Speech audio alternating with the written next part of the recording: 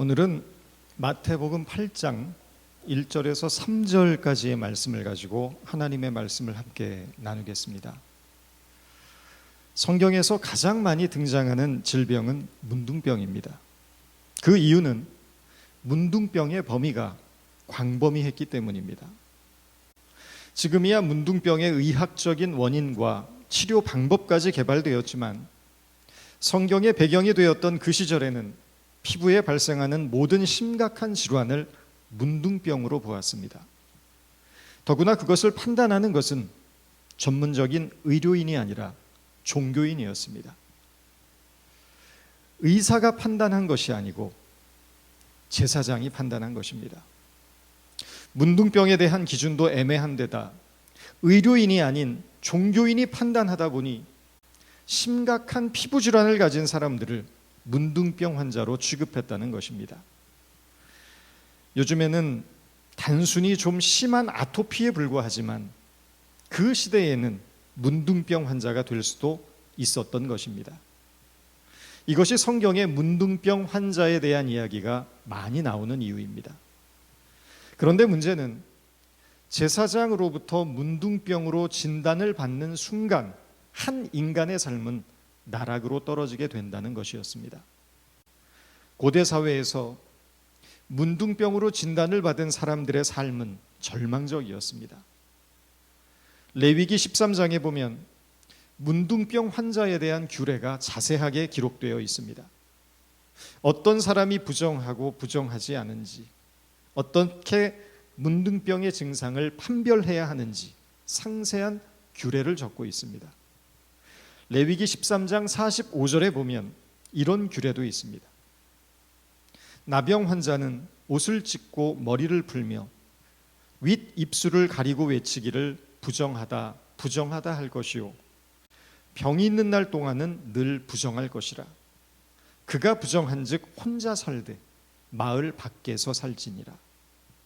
이것만 봐도 문둥병이 이스라엘 백성들에게 얼마나 무섭고 절망적인 질병이었는지를 알게 됩니다.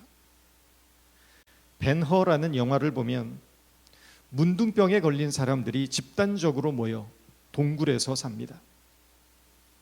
지하 깊숙한 동굴 속에서 외부와의 접촉을 철저히 차단하고 음식을 두레박에 담아서 내려보내주면 그것을 먹으면서 살아갑니다. 저주받은 인간들의 삶입니다. 오늘 본문에 보면 한 문둥병 환자가 예수님께 엎드려 간청하는 장면이 나옵니다. 한 문둥병자가 나와 절하고 가로되 주여 원하시면 저를 깨끗게 하실 수 있나이다 하거늘. 문둥병 시인으로 유명한 한하운 선생이란 분이 계십니다. 보리피리라는 시로도 유명하신 분입니다. 이분이 쓴 글을 보면 이런 대목이 나옵니다. 참 가슴 아픈 대목입니다.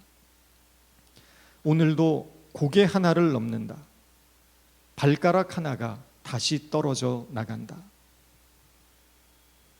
제가 신학교를 다니던 시절에 문둥병 환자들이 모여 사는 소록도에 부흥 집회를 다녀오셨던 교수님이 해주셨던 이야기가 지금도 잊혀지지 않는 충격입니다. 집회를 하는데 그렇게 열정적으로 박수를 치면서 찬송을 부르더라는 것입니다. 그런데 집회를 마치고 나니까 이 나병 환자들의 몸에서 떨어져 나온 손가락과 살점들이 큰 양동이로 몇 개가 쌓이더라는 것입니다. 이것이 문둥병입니다. 온몸이 곪고 고름이 흐릅니다. 신체의 조직이 괴사되면서 손가락, 발가락이 떨어져 나가도 통증을 느끼지 못합니다. 신경 조직이 파괴되어서 감각을 잃어버리게 된 것입니다. 결국 시간이 지나면서 피부가 문드러지고 떨어져 나가면서 점점 흉측한 괴물의 모습으로 변해가는 것입니다. 오늘 본문에 등장하는 문둥병자도 마찬가지였을 것입니다. 그는 하루가 다르게 허물어져가는 자신의 육체를 바라보면서 절망하고 또 절망했을 것입니다. 의학이 발달한 지금도 답이 없는데 2000년 전 고대 사회에서 무슨 답이 있었겠습니까? 더구나 부정한 병으로 취급되던 문둥병은 사회적으로 그를 철저히 고립시켰을 것입니다. 가족과 마을 공동체로부터 버림받았을 것이고 한때 그를 사랑했던 모든 사람들이 그에게서 등을 돌렸을 것입니다. 그는 외톨이가 되었을 것입니다. 그뿐만이 아닙니다. 당시의 유대의 율법은 문둥병자들이 성전에 들어오는 것을 금지시켰습니다. 천형, 즉 하늘의 저주를 받은 문둥병자들은 그 자체로 죄인 취급을 받은 것입니다. 하나님으로부터 버림받은 그들은 예배할 수 없었습니다. 육체적으로, 사회적으로, 종교적으로 완벽한 절망에 놓이게 되었다는 것입니다. 살았지만 죽은 것과 다름없는 의미 없는 삶을 연명해 나가고 있었다는 것입니다. 바로 그 철저한 절망과 고립과 단절 속에 놓여 있던 문둥병자가 예수님 앞으로 나아간 사건을 오늘 본문이 우리에게 이야기하고 있는 것입니다. 이 문둥병자가 문둥병에 걸리고 싶어서 걸렸을까요? 아닙니다. 문둥병은 유전적인 질환이 아니며 모체에서 태아에게로 전염되지도 않습니다. 설령 부모가 문둥병이 있더라도 자녀는 문둥병을 선천적으로 타고나지 않는다는 것입니다. 모든 문둥병은 후천적인 질환이었습니다. 이 문둥병자도 한때는 우리와 같이 건강한 사람이었을 것입니다. 행복한 인생을 꿈꾸며 하루하루 성실하고 정직하게 살던 평범한 사람이었을 것입니다. 누구보다도 최선을 다해서 잘 살아보기 위해 열심히 노력했을 것입니다. 그런데 어느 날 전혀 예상하지 못했던 불행 속에 놓이게 된 것입니다. 여러분과 저는 태어나서 지금까지 행복하기 위하여, 잘 살아보기 위하여 온 힘을 다해서 애썼고 노력했습니다. 나와 나의 가족들의 아름다운 미래를 설계하며 온 마음과 정성을 다해서 살았습니다. 그런데 어느 날 눈에 보이지도 않는 작은 바이러스 하나 때문에 예상치 못한 날벼락을 맞게 되었습니다.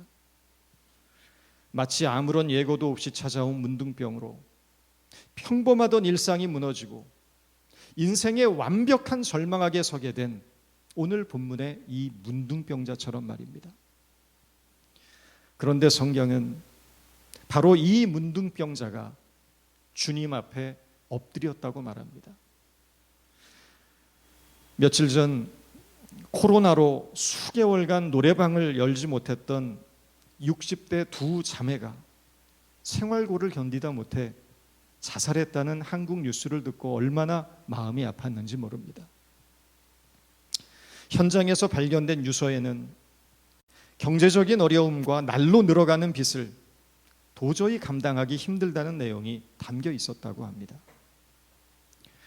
마지막으로 그들이 방문했던 식당 주인은 비빔밥을 한 그릇 시켜서 둘이 나누어 먹는 모습을 보고 양이 많아서라고 생각했지 돈이 없어서 한 그릇밖에는 시킬 수 없었다는 것은 생각하지 못했다며 안타까워했습니다. 코로나가 장기화되면서 사람들의 시름도 깊어지고 있습니다. 그동안 여러 위기가 있었지만 지금이 가장 힘들다고 말합니다. 많은 이들의 고생과 눈물, 한숨이 아픔으로 다가옵니다. 언제 다시 예전의 일상으로 돌아갈지 모르는 이 막막한 현실이 두렵습니다. 지금 우리가 당면한 현실은 인간의 노력이나 의지로 통제할 수 없는 불가항력적인 상황입니다. 그러나 사방이 벽으로 꽉 막힌 것 같지만 유일하게 열려 있는 곳이 있습니다. 하늘입니다. 땅은 닫혀 있지만 하늘은 열려 있습니다. 그동안 땅만 쳐다보고 사느라 정신없었던 우리에게 어쩌면 코로나 시대는 하늘을 바라볼 수 있는 기회를 열어준 것일지도 모릅니다. 신앙은 하나님의 도우심으로 편안하게 잘 먹고 잘 살기 위한 것에 가치가 있지 않습니다. 복음이 말하는 신앙의 가치는 인간이 포기한 인생의 지점에서 하나님의 위대한 은혜가 시작된다는 사실에 있습니다. 성경은 하나님을 어떻게 믿어야만 건강하게 잘 먹고 잘 살 수 있는지를 가르치고 있지 않습니다. 인생에 대해 깊이 절망하고 나 혼자의 힘으로는 살아갈 수 없다는 완벽한 한계를 느낄 때 인간은 비로소 하나님을 만나게 되고 그분의 놀라운 은혜 속에 거하게 된다는 사실을 성경은 가르치고 있습니다.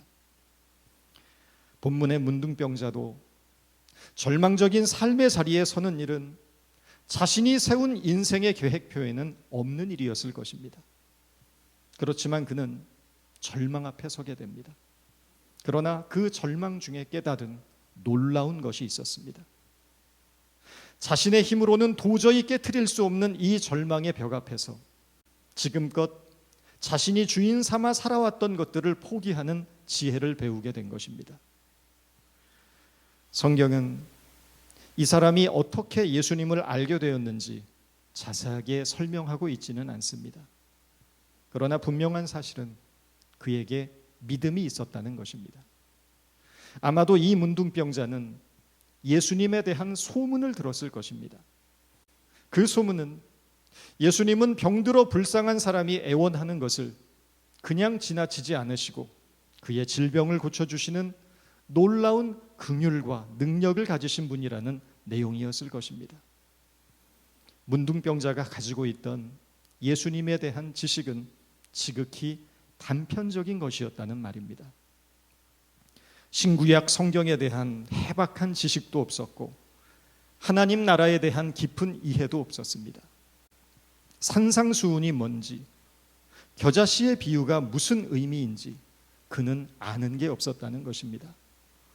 문둥병자가 알았던 사실은 단지 예수님의 긍휼, 예수님의 긍휼이라는 단순한 한 가지 사실이었을 것입니다. 예수님은 가난하고 병들고 소외된 자들의 아픔을 함께 아파하시고 그들의 고통을 외면하지 않으시고 반드시 만나주신다는 그 사실 하나를 그가 믿었을 때 이 문둥병자의 심령 속에서는 예수님을 만나서 그분 앞에 자신의 모든 문제를 내려놓고 그분의 도움을 받고자 하는 믿음이 생겨났다는 것입니다. 바로 그 믿음이 이 사람으로 하여금 수많은 무리 속에 애워싸여 내려오는 예수님 앞에 과감하게 엎드려 자신을 불쌍히 여겨 고쳐달라고 간절히 애원하게 만들었다는 것입니다. 그럼 도대체 이 사람이 가졌던 그 믿음의 성격은 어떤 것이었을까요? 본문은 믿음의 본질을 설명하는 데에는 전혀 관심이 없습니다. 오히려 믿음이 어떤 기능을 하는지에 대해 관심이 있을 뿐입니다. 그 이유는 믿음의 본질이 무엇인가를 파악하는 것보다 이 믿음을 직접 활용하는 것이 정작 중요하기 때문입니다. 믿음의 본질에 대해 고민한다는 어떤 분이 그러십니다. 하나님은 돈이 필요하지 않는 분이신데 왜 교회는 헌금을 걷습니까? 그것 다 인간적인 욕심 아닌가요? 목사가 배불리 먹고 살려고 헌금 걷는 것 아닌가요? 그래서 전 헌금을 내지 않습니다. 하나님은 이미 우리의 문제를 다 아시는 분인데 왜 구구절절 기도를 해야 합니까? 그래서 전 기도하지 않습니다. 다 알아서 해주실 것인데요. 우리 자신이 교회인데 왜 교회를 다녀야만 합니까? 오늘날 교회는 복음의 본질에서 벗어나 다 병들고 썩지 않았습니까? 그래서 전 교회를 나가지 않습니다.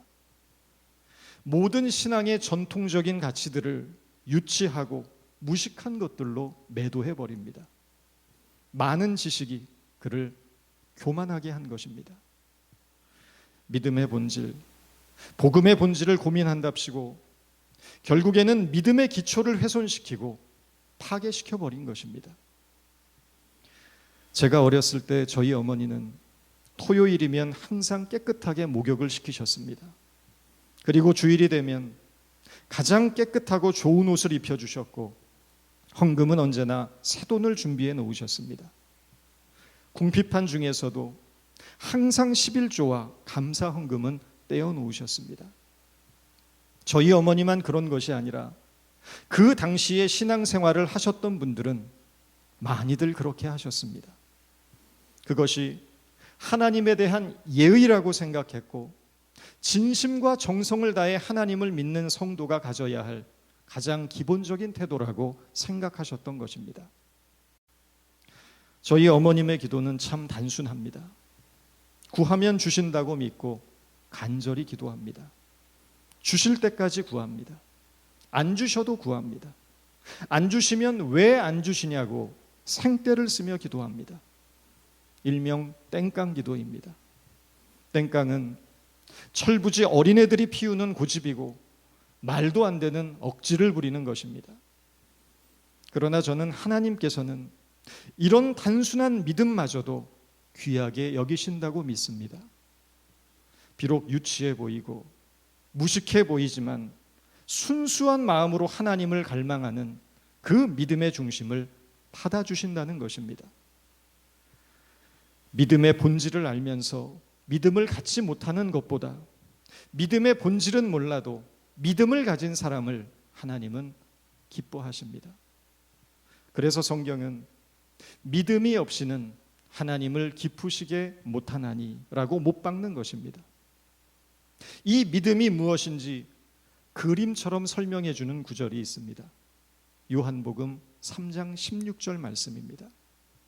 하나님이 세상을 이처럼 사랑하사 독생자를 주셨으니 이는 그를 믿는 자마다 멸망하지 않고 영생을 얻게 하려 하심이라. 예수님이 이 말씀을 하실 때 바로 앞서 하셨던 말씀이 모세가 이스라엘 백성들에게 베풀었던 기적적인 놋뱀의 치유 사건입니다. 우상숭배로 하나님의 노여움을 산 이스라엘 백성들이 불뱀에 물렸고 그 독이 온몸에 퍼져서 죽을 참이었습니다. 그때 하나님이 모세를 명하여 놋뱀, 즉 구리를 녹여서 만든 뱀을 지팡이 끝에 매달게 하시고 이것을 바라보는 사람은 구원을 얻으리라 선포하게 하셨습니다. 놋뱀을 바라보면 나을 것이라는 단순한 믿음을 가지고 바라본 모든 자들은 구원받는 역사가 일어났습니다.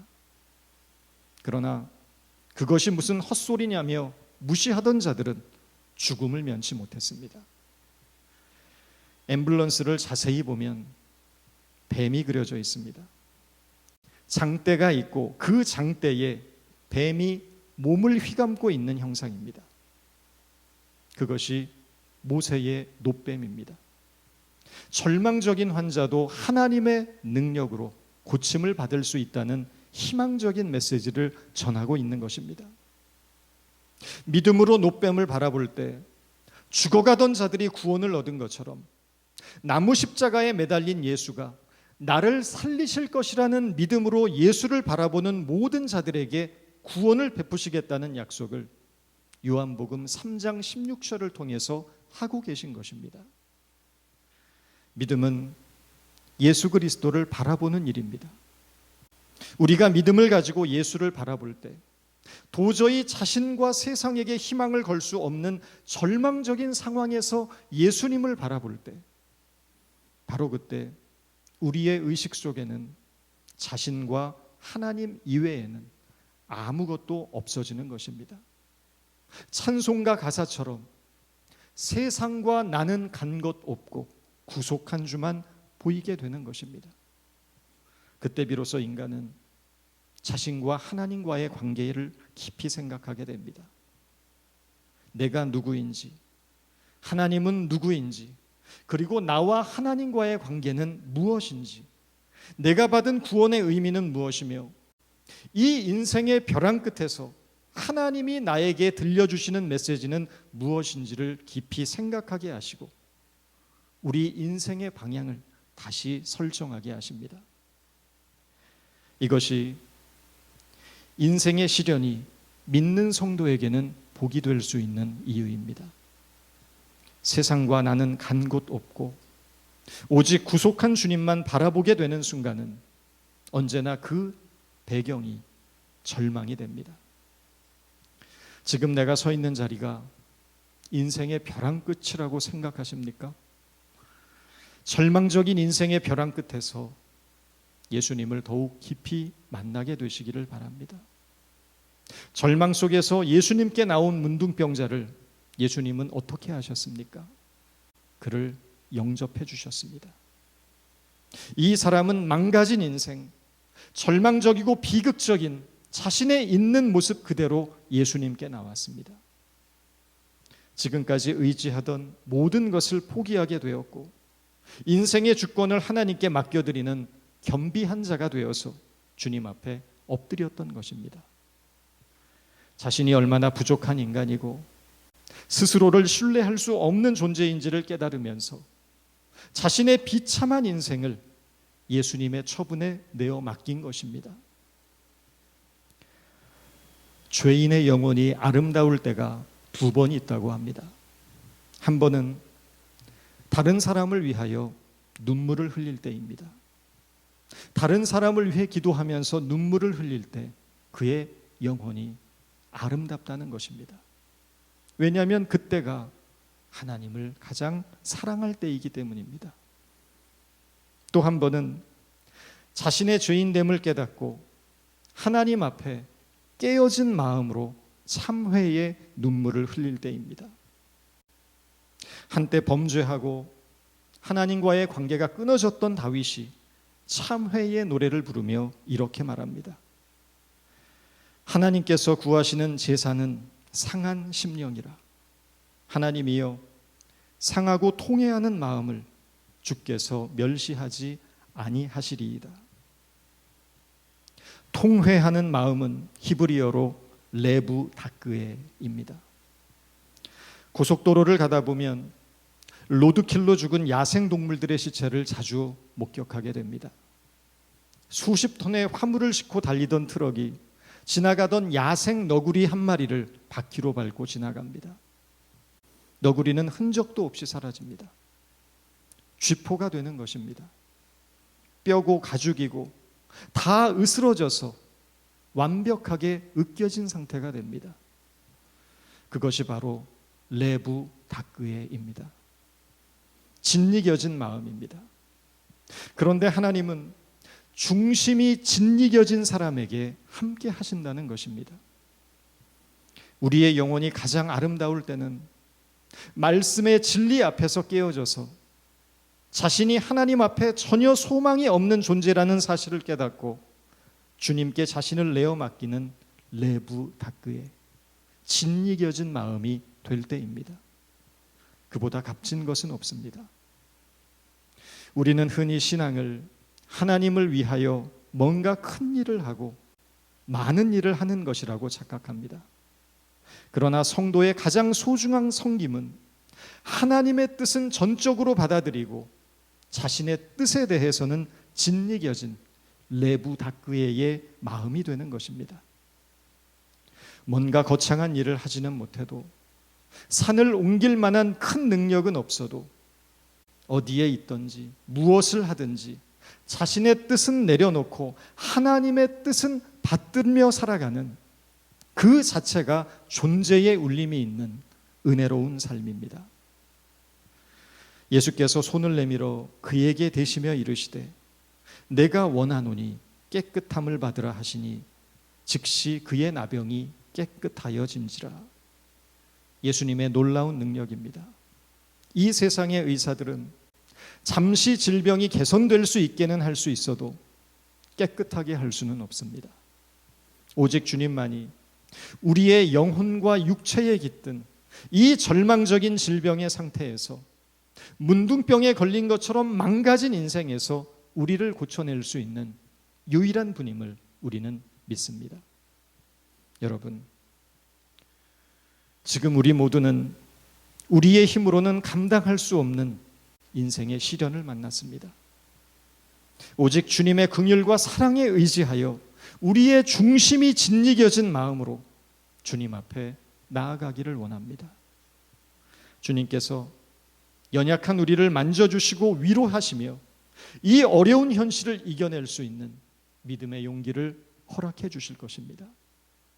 주님 앞에 엎드려서 오직 주님만이 나의 인생을 고칠 수 있는 유일한 분이라고 고백했던 문둥병자의 고백이 저와 여러분의 고백이 되어서 낙심하는 절망의 순간이 오히려 새로운 인생이 열리는 소망이 역사하는 시간으로 변화되기를 주님의 이름으로 축원드립니다. 기도하겠습니다.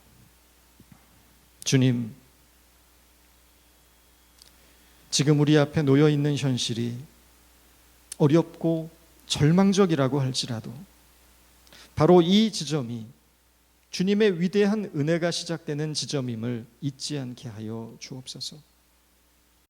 오직 주님만이 우리의 인생을 모든 비탄에서 구원하실 유일한 소망이며 능력 되심을 믿고 문둥병자처럼 산산이 부서지고 깨어진 마음으로 엎드려 주님의 긍휼에 의지하오니 우리를 만나 주시고 넘어진 우리를 잡아 일으켜 주옵소서. 주님을 앙망하는 우리에게 새 힘을 주시어서 독수리가 날개치며 올라감 갖게 하시고 다른 박질하여도 지치지 아니하며 걸어가도 피곤치 않게 하옵소서. 예수님의 이름으로 기도드렸습니다.